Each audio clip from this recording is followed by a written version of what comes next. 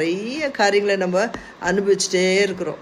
அப்போது நிச்சயமாக ஆண்டவருடைய நாமத்தை நம்ம சொல்லும் பொழுது இதெல்லாம் உண்மை ஆண்டவரே, எங்கள் வாழ்க்கையில் நீங்கள் யெகோவா ராஃபா, நீங்கள் யெகோவா நிசி, எங்கள் யெகோவா ஷமா, யெகோவா ஷாலோம் என்று சொல்லக்கூடிய அனுபவங்களை நம்ம சொல்லலாம். இங்கே பார்த்தீங்கன்னா பேதுருக்கு ஆண்டவர் வெளிப்படுத்துகிறார், தனக்கு ஒரு வெளிப்பாடு கொடுக்குறார். தன் வாயிலிருந்து அநேக அறிக்கைகளை செய்த ஒரு பேதுரு. அதனால் ஆண்டவர் சொல்கிறாரு, நீயே சொல்லப்பா, என் பிதா பரலோகத்தில் என் பிதா தான் உனக்கு வெளிப்படுத்தினார், அதனால் நீ சொல்லியிருக்கிற. அதுக்கப்புறம் பார்த்தீங்கன்னா பேசி முடித்த உடனே ஆண்டவர் தன்னுடைய சாகர போகிறதை குறித்து எல்லாம் சொல்லும் பொழுது நீங்கள் அப்படி ஆகக்கூடாதுன்னா அந்த பேதுருவையே என்ன பிசாசு அப்பால போ பிசாசுன்னு சொல்கிறார். ஸோ அதனால் 24ஆம் வசனத்தை முக்கியமாக நம்ம வாசிக்கலாம். அப்பொழுது இயேசு நம்முடைய சீஷர்களை நோக்கி, ஒருவன் என்னை பின்பற்றி வர விரும்பினால் அவன் தன்னைத்தானே வெறுத்து தன் சிலுவை எடுத்துக்கொண்டு என்னை பின்பற்ற கடவன். ஆமாம், ஆண்டவரை பின்பற்றுகிறது ஒவ்வொரு நாளும் ஒரு சிலுவை. இன்னைக்கு ஏன் இந்த பாடுகள், இந்த பூலோகத்தில் பாடுகள் உண்டு, திடன் கொள்ளுங்க, நீங்கள் மேற்கொள்ளக்கூடிய கிருபை உங்களுக்கு தர, ஒவ்வொரு நாளையும் மேற்கொள்ளக்கூடிய கிருபை ஆண்டவர் தருவார் இல்லைங்களா? அவருடைய அடைக்கலத்துக்குள்ளாய், அவருடைய பாதுகாப்புக்குள்ளாய் ஒவ்வொரு நாளும் ஒரு அதிசயமான ஒரு வாழ்க்கை இல்லை. அந்த உபத்திரவத்தில் நம்ம இருக்கும்பொழுது ஆண்டு நம்ம நிச்சயமாக நடத்துகிறவர், நம்மோடு இடைப்படுகிறவர், எவ்வளோ பெரிய கிருபை. இப்போ ஆஷா கூட இந்த யோவனா பிரதருக்கு நிறைய ஜுரம் இருந்துச்சு, அவங்களால தாங்கி கொள்ளவே முடியல. ஒரு சின்ன இன்ஜெக்ஷன் போட்டு அவர் நல்லா ஆயிட்டாங்கன்னு கொண்டு வந்து வீட்டுக்கு வந்திருக்காங்க. ஸோ எது நம்ம யோசிக்கணும்னா, நிச்சயமாக இந்த சின்ன சின்ன காரியங்களில் நம்ம பெரிய மலை போல பிரச்சனைகளை கடுகு போல மாற்றுகிற தேவன் இல்லை, ஒரு சிறியதாய் மாற்றி அதை சுகப்படுத்தி பலப்படுத்துகிற தேவன். 17ஆம் அதிகாரத்தில் அந்த மறுரூபமாக்கப்படுகிற அந்த அனுபவம். அப்போது அதுலேருந்து கூட 5ஆம் வசனத்தை வாசிக்கலாம். 17:5 வசனம். அவன் பேசுகையில் இதோ ஒளியுள்ள ஒரு மேகம் அவர்கள் மேல் நிழலிட்டது.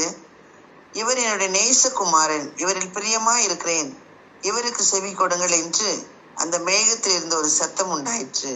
ஸோ ஆண்டவர் பிதாவாகிய தேவன் தன்னுடைய குமாரனாகிய தேவனை அனுப்பிட்டு மீண்டும் மீண்டுமாக அவரை அங்கீகரிப்பதை பார்க்கிறோம். யோசித்து பாருங்கள், ஏசப்பா தனியாக நின்று, யோவான் ஸ்நானகன் தனக்கு முன்னோடியாக நின்னார். தன்னுடைய தாய் வந்தாங்க, தன்னுடைய சகோதரிகள்லாம் பார்த்தாங்க. எதுவுமே இல்லை, அவர் தனிமையாக தன்னுடைய பிதாவின் சித்தத்தை செய்கிற ஒரு மனுஷனாக இந்த உலகத்தில் அவர் வந்தது மாத்திரமில்லை, அதை செய்து முடிக்க ஒரு அங்கீகாரம் தேவைப்பட்டது. தனிமையாக இருக்கும் பொழுதெல்லாம் அவர் போய் தனியாக தன்னுடைய பிதாவிட்ட பேசின ஒரு ஆண்டவர். ஸோ அது ரொம்ப முக்கியமானது. இன்றைக்கும் நம்ம காலையில் மாலையில் எப்போ நம்ம இருக்கிறோமோ ஆண்டவரோடு பேசணும். ஆண்டவரோடு நீர் போதும் ஆண்டவரே நம்ம பாடுறது போகாது. முழு மனதோட, முழு ஆவியோட, முழு பலத்தோட ஆண்டவரை தேடுவது மிக முக்கியமான ஒரு அனுபவமாக இருக்குது. அந்த ஆசீர்வாதத்தை நம்ம அனைவரும் பெற்றுக்கொள்ளணும். ஸோ ஆண்டவருக்குள்ளாய் நம்ம விசுவாசிக்க வைக்கும் பொழுது அநேக காரியங்களை உபவாசித்து ஜெபிக்கும் பொழுது பெரிய பிசாசுகளோ எந்த பிடிகள் இருக்கிற காரியங்களோ ஆண்டவர் விளக்க வல்லவர். 18ஆம் அதிகாரத்துக்குள்ளே நம்ம போகும் பொழுது சிறு பிள்ளைகளை கொண்டு வந்தாங்க. அவங்கள தடை பண்ணாதீங்கன்னு சொல்லி ரொம்ப குறிப்பாக 9ஆம் வசனத்தில் வாசிக்கிறோம். அவர்கள் தேவனுடைய ராஜ்யத்துக்குரியவர்கள். அதனால் பிள்ளைகளை நம்ம வளர்க்கும் போது, பிள்ளைகளுடைய காரியங்களை படும்பொழுது ஆண்டுடைய வசனத்தை ஆண்டு பிள்ளைங்க சொல்லணும். இந்த சிறு வயதுலேருந்தே ஆண்டுக்குள்ளாக அவங்கள நடத்தணும். ஏசப்பாவுடைய சொந்த பிள்ளைகளாக அவங்கள மாற்றணும். ஏன்னா அவர்கள் ஆண்டவருக்குரிய பிள்ளைகள் இல்லைங்களா? அந்த சந்ததி ஆண்டவருக்கு சொந்தமானது. அதனால் பிள்ளைகளை மாத்திரமில்லை, வாலிப பிள்ளைகளையும் விட்டுறக்கூடாது. டெய்லி நீங்கள் அவங்களோட பேசணும், அவங்களோட ஜெபிக்கணும். பிள்ளைகள் குடும்பமாக சேர்ந்து ஜெபிக்கணும். பிள்ளைகளை வாயை திறந்து பேச சொல்லணும். அவனுடைய வசனத்தை எடுத்து வாசிக்க, சத்தமாக வாசிக்கணும். ஸோ இது நமக்கு கொடுக்கப்பட்டுள்ள ஒரு காரியம். ஏன்னா இன்றைக்கு நிறையா பிசாசுடைய பிடியில் நம்ம பிள்ளைகள் விழுந்து போகிறத பார்க்குறோம். அநேக தவறுகள் நடந்துட்டு இருக்கும் பொழுது நம்ம பிள்ளைகளை பாதுகாத்து கொள்ள வேண்டியது. ஏன்னா தேவனுடைய ராஜ்யத்துக்குரியவர்கள் பிள்ளைங்க. அதனால் என்ன அதிகாரத்தில் இப்போ 18ஆம் வசனத்தை பார்க்கும்போது என்னென்ன காரியங்கள் இந்த பூலோகத்தில் நம்ம ஜெபிக்க எல்லாத்தையும் விடுதலை ஆக்கிறதுக்காக கேட்குறோமோ, எதெல்லாம் இங்கே பூலோகத்தில் செய்கிறோமோ அது பரலோகத்தில் செய்யப்படும்னு சொல்வதை பார்க்குறோம். அடுத்ததான் நம்ம பார்க்கும்போது தேவனுடைய ராஜ்யத்துக்குரிய நிறைய வார்த்தைகளை சொல்கிறார். 19ஆம் அதிகாரத்துக்குள்ளே வரும்பொழுது திருமணத்தை பற்றி ஆண்டவர் சொல்கிறார். இருவரும் ஒரே மாம்சமாக இருக்கிறாங்க, யாருமே அதுக்கு தடைப்படுத்தக்கூடாது என்ன.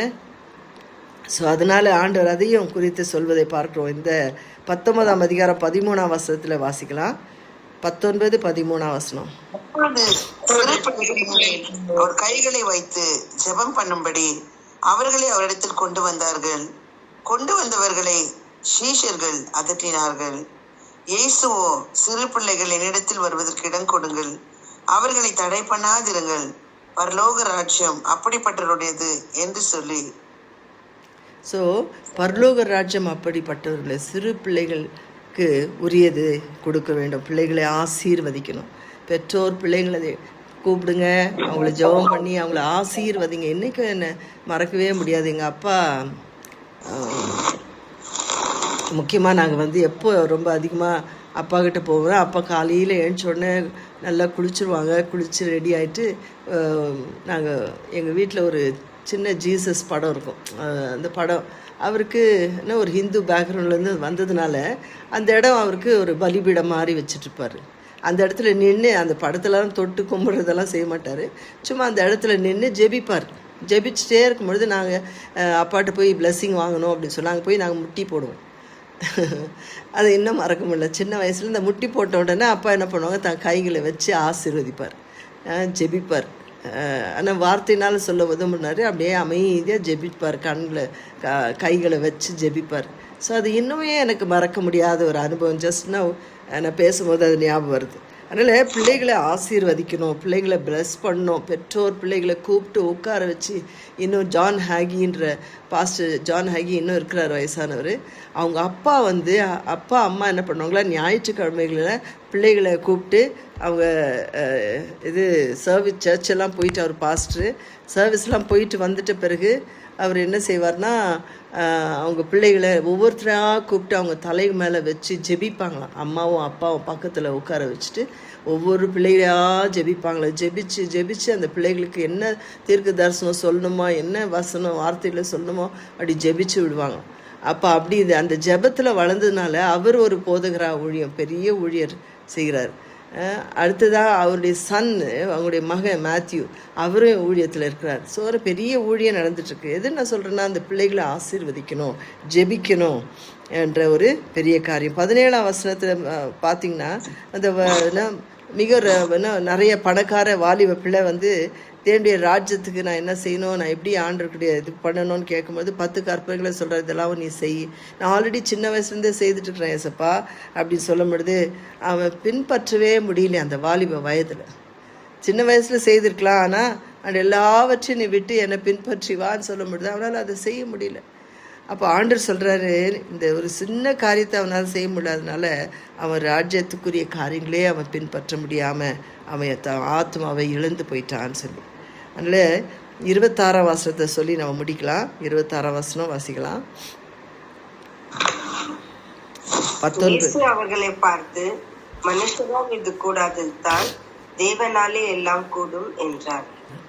மனுஷனால் கூடாது தான்.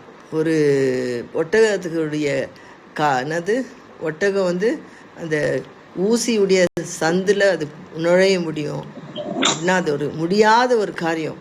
ஆனால் ஆண்டவரால் எல்லாம் முடியும். ஒரு சாதாரண ஒரு காரியமாக இல்லை, பெரிய காரியமாக இருந்தாலும் முடியாதது ஆண்டவரால் முடியாது ஒன்று மேலே எல்லாம் கூடும்.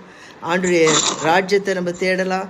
இன்றைக்கு மாத்திரம் எப்பொழுதுமே அவருடைய ராஜ்யத்துக்குரிய காரியங்களை தேடுவது மிக முக்கியமானது. இந்த கடைசி நாட்களில் நம்ம அர்ப்பணிப்புக்காக, நம்ம திறப்பின் வாசலில் நின்று ஜெபிப்ப காரியங்களுக்காக நம்ம தொடர்ந்து ஜெபிக்கணும், தொடர்ந்து ஆண்டுடைய சமூகத்தை தேடணும். நிச்சயமாய் பெரிய காரியங்களை நம் மூலமாய் செய்ய ஆண்டவர் வல்லவராக இருக்கிறார். இந்த நாளிலே நம்ம தொடர்ந்து வேதத்தை வாசிப்போம். இந்த வேதாமத்தை இன்னைக்கு மத்தேயு எழுதின சுவிசேஷத்தை 28 அதிகாரங்களை முடிக்கணும். ஸோ 1ஆம் தேதியிலேருந்து 4ஆம் தேதி வரையும் ஆண்டவர் கொடுத்த கிருபைக்கு நன்றி செலுத்துக்கிறோம். தொடர்ந்து வேதத்தை வாசிப்போம். ஒவ்வொரு நாளும் ஒவ்வொரு வேதத்தினுடைய கருத்துக்களை புரிந்து கொள்ள தேவன் நமக்கு உதவி செய்வாராக.